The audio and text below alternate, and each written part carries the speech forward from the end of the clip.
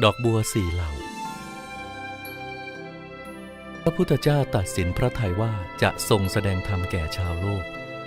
ทรงเห็นความแตกต่างในระดับสติปัญญาของคนถึง4จำพ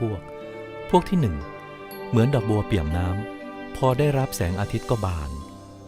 พวกที่2เหมือนดอกบัวใต้น้ำที่พร้อมจะโผล่พ้นน้ำและจะบานในวันรุ่งขึ้นพวกที่3เหมือนดอกบัวที่อยู่ใต้น้ำลึกลงไปซึ่งจะแก่กล้าขึ้นมาบานในวันต่อๆไปและจำพวกที่4เหมือนดอกบัวที่อยู่ใต้น้ำลึกลงไปมากจนขนาดไม่อาจขึ้นมาบานได้เพราะตกเป็นอาหารของปลาและเต่าเสียก่อนทรงตั้งพระทัยไปโปรดปัญจวัคคีย์เป็นอันดับแรกพระพุทธเจ้าเสด็จไปป่าอิสิปตนมฤคทายวันมีอาชีวกผู้หนึ่งเกิดความสนใจเข้าไปทูลถามพระพุทธเจ้าว่าใครเป็นพระศาสดาของพระพุทธเจ้าพอพระพุทธเจ้าได้ตรัสว่าพระองค์ตรัสรู้ด้วยพระองค์เอง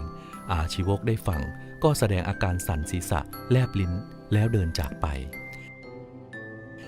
พระพุทธเจ้าเสด็จถึงป่าอิสิปตนมฤคทายวัน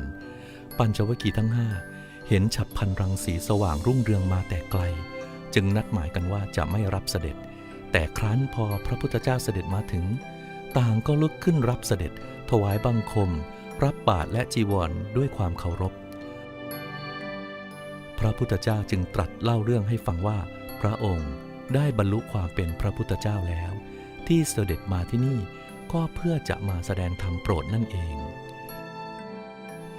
วันที่พระพุทธเจ้าทรงแสดงธรรมปฐมเทศนาตรงกับวันขึ้น15ค่ำเดือน8คือวันอาสาฬหบูชาเทศกันที่พระพุทธเจ้าแสดงครั้งแรกนี้เรียกว่าธรรมจักกัปปวัตนสูตรและอริยสัจสี่เป็นลำดับพอแสดงธรรมกันนี้จบลงโกณฑัญญะได้เกิดดวงตาเห็นธรรมคือได้บรรลุเป็นพระโสดาบันก่อนใคร